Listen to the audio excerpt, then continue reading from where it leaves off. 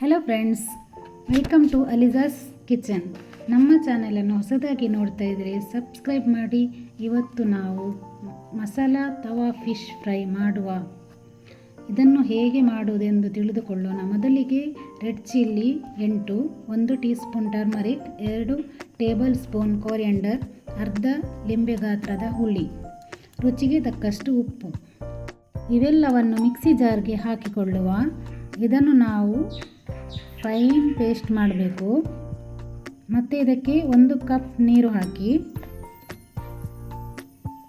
ಉಪ್ಪು ರುಚಿಗೆ ತಕ್ಕಷ್ಟು ಹಾಕಿ, ನೀರು ಹಾಕಿ ಗ್ರೈಂಡ್ ಮಾಡಿ. ಕರಿಬೇವನ್ನು ಚಿಕ್ಕದಾಗಿ ಕಟ್ ಮಾಡಿ ಆ ಮಸಾಲೆಗೆ ಹಾಕಿ ಇದನ್ನು ಚೆನ್ನಾಗಿ ಮಿಕ್ಸ್ ಮಾಡಿ. ನಾನು ಫಿಶ್ 3 ತಗೊಂಡಿದ್ದೇನೆ. ಇದನ್ನು ಅರೆದ ಮಸಾಲೆಗೆ ಹಾಕಿ ಕೋಟಿಂಗ್ ಮಾಡಿ, ನಂತರ ಇದನ್ನು 1 ಗಂಟೆ ಮ್ಯಾರಿನೇಟ್ಗೆ ಇಡಿ.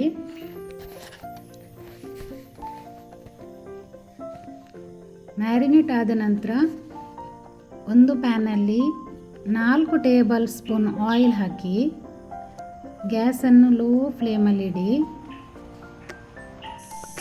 ಇವಾಗ ಒಂದೊಂದಾಗಿ ಮ್ಯಾರಿನೇಟ್ ಮಾಡಿದ ಫಿಶನ್ನು ಹಾಕಿ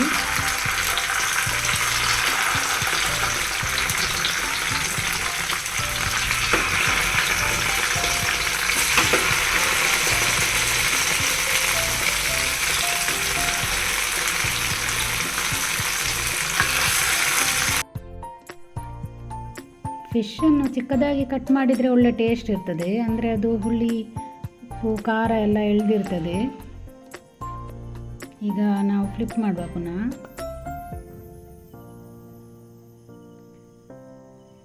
ಫ್ಲಿಪ್ ಮಾಡಿದ ನಂತರ ಅರ್ಧ ಗ್ಲಾಸ್ ನೀರು ಹಾಕಬೇಕು ಪುನಃ ಇದಕ್ಕೆ. ಆವಾಗ ನಮ್ಮ ಫಿಶ್ ಇದೆಯಲ್ಲ ಅದು ಸ್ಮೂತಾಗಿ ಬರ್ತದೆ, ಕ್ರಿಸ್ಪಿ ಆಗೋದಿಲ್ಲ, ಒಂಥರ ಗಟ್ಟಿ ಗಟ್ಟಿ ಆಗ್ತದೆ ಜಾಸ್ತಿ ನಾವು ಫಿಶನ್ನು ಡ್ರೈ ಮಾಡಿದರೆ.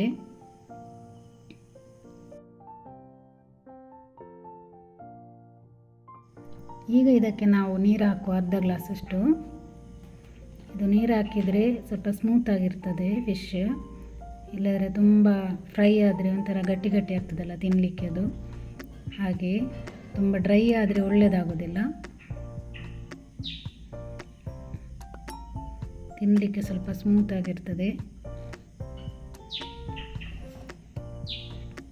2-3 ಸಲ ಫ್ಲಿಪ್ ಮಾಡಬೇಕು.